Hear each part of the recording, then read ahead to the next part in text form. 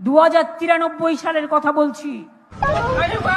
আমি লুকিয়ে স্কুটারে করে গেছিলাম গ্রামে, গিয়ে দেখেছিলাম আদিবাসী ভাই বোনেরা কালো কালো কি যেন রান্না করছে কাঠ জেলে।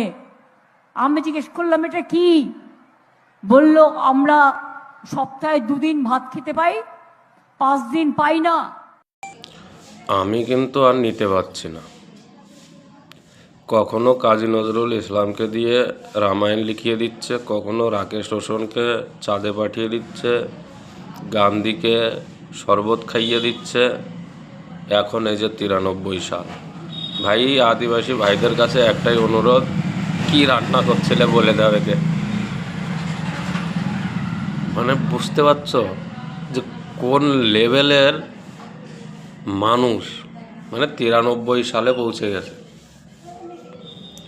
কিন্তু চটি চাটাদের আবার মায়। তা চটি চাটাদের বলছি, তোর মার মাথার ভিতরে কি আছে? তোর মাও কি চটি টটি চাটে? নিজের চটি নিজেই চাটে নাকি? মাথার ভিতরে কি সেই চটির নিচে লেগে থাকা নোংরাটা ঢুকে গেছে নাকি? ভাই দেখো, আমি আর নিতে পারছি না।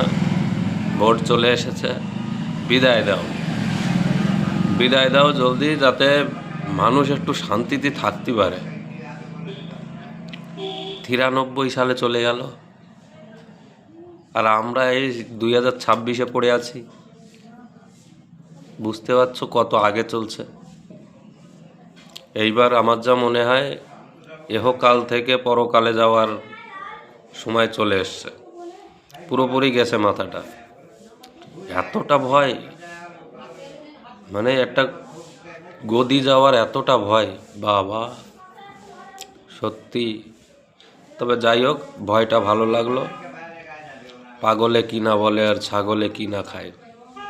ভোট আসছে, বিদায় দাও একে, শান্তিতে থাকতে দাও বাংলাভাষীকে। জয় শ্রীরাম।